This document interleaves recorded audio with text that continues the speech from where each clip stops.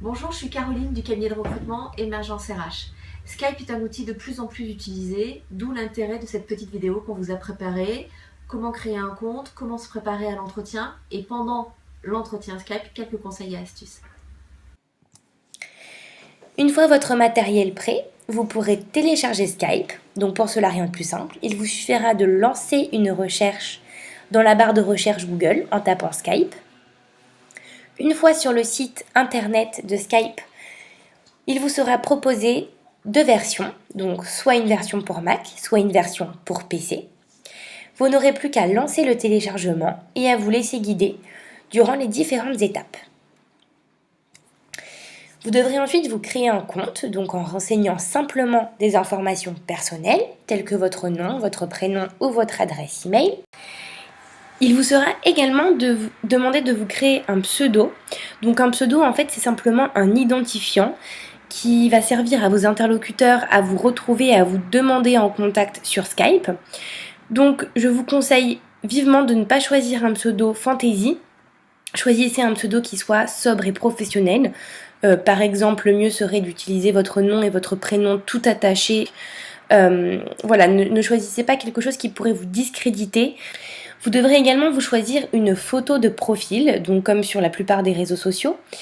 Donc ici, je prends l'exemple de ma collègue Caroline Guichet du cabinet Emergence RH, qui a très judicieusement choisi sa photo. Donc je vous conseille, au même titre que Caroline, de choisir une photo professionnelle, sobre, le type de photo que vous pourriez utiliser sur vos réseaux tels que LinkedIn, Viadeo, ou même pourquoi pas utiliser la même photo que vous avez choisie pour votre CV.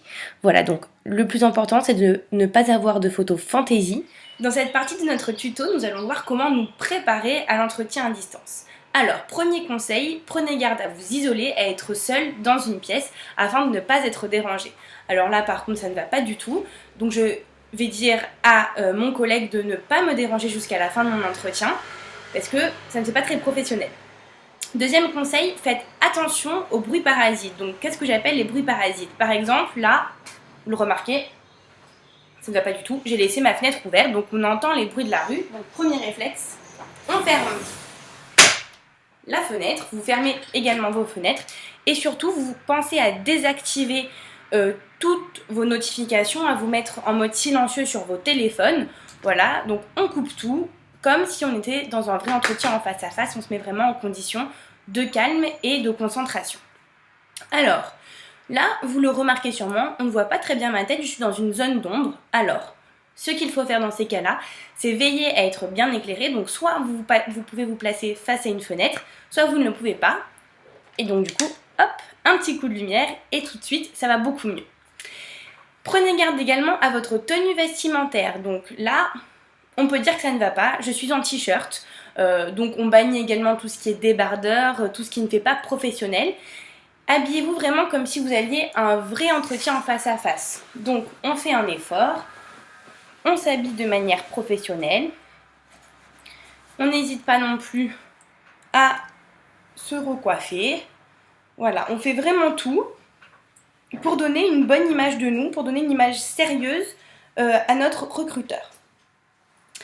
Nous allons également faire attention à notre posture. Donc, qu'est-ce que j'appelle la posture? C'est pas parce que vous êtes dans un environnement qui vous est familier, c'est-à-dire votre domicile, qu'il faut que vous soyez comme ça, voilà. On se tient droit, on sourit et on inspire la confiance de notre recruteur. On fait également attention à notre arrière-plan. Donc moi, j'ai essayé de choisir des murs blancs, j'ai une fenêtre, mais c'est pas grave. Par contre, on voit que j'ai malencontreusement laissé traîner quelques affaires. Donc, je les range. Et donc vous, c'est pareil. Si jamais on voit le fond de votre salon, le fond de votre chambre, qu'importe, c'est pas un souci. Mais par contre, veillez vraiment à proposer un environnement rangé et propre. Vous pouvez également avoir à portée de main un bloc-notes pour prendre des notes durant l'entretien. C'est quelque chose qui sera apprécié par votre recruteur. Et également, dernier conseil, il faut que vous soyez vraiment au point sur votre descriptif de poste. Donc moi, il est là. Donc n'hésitez pas à le surligner, à l'annoter éventuellement. En tout cas, il faut que vous le connaissiez sur le bout des doigts. ainsi que renseignez-vous, pensez à vous renseigner en profondeur sur l'entreprise que vous souhaitiez rejoindre. Voilà, normalement maintenant vous avez tous les conseils et les cartes en main pour réussir votre entretien à distance. L'entretien Skype va maintenant commencer. Il ne vous reste plus qu'à ajouter votre recruteur en contact. Donc pour cela, appuyez sur l'onglet Contact, puis sur Ajouter un contact. Et là, vous allez pouvoir entrer soit le nom, soit le pseudo, soit l'adresse mail de votre interlocuteur. Donc, je vais rentrer le nom de mon recruteur. Une fois que vous l'aurez trouvé dans la liste, vous appuyez sur le petit bouton vert et vous attendez simplement que votre recruteur vous accepte. En attendant, je vais vous montrer une petite astuce. Vous pouvez partager votre écran et insérer donc sur le côté droit de votre écran un petit pense-bête avec vraiment les points, vos atouts que vous ne voulez pas oublier de souligner durant votre entretien et quelques questions que vous ne voulez pas oublier de poser. Voilà, des questions type à quelle date à quelle date est prévue l'embauche, quels seront les indicateurs associés à ce poste, voilà, diverses questions, tout ce qui pourra vous rassurer. Voilà, maintenant on peut le voir ici, la demande a été acceptée. Donc je vais tout simplement appuyer sur ce bouton et appeler mon recruteur. Alors ici vous voyez, je me vois. Donc en général, cette petite bulle est en bas à droite. Donc ce que je vous conseille de faire, c'est de tout de suite la placer en haut de votre écran, comme ceci, afin d'avoir les yeux toujours bien droits sur votre webcam. Donc voilà, nous voyons notre recruteur, mais nous ne l'entendons pas. Donc on a quand même un souci apparemment technique. Donc on ne panique pas, on appuie ici et on demande s'il y a un souci. Donc, bonjour.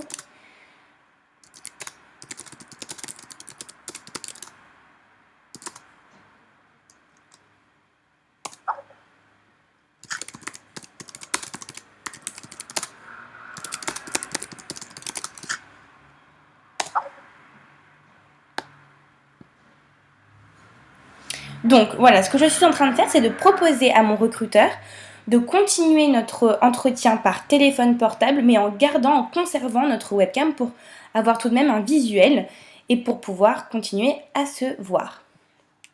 Donc super, mon recruteur est d'accord, je saisis mon téléphone, je l'appelle, donc évidemment il faut que vous ayez son numéro.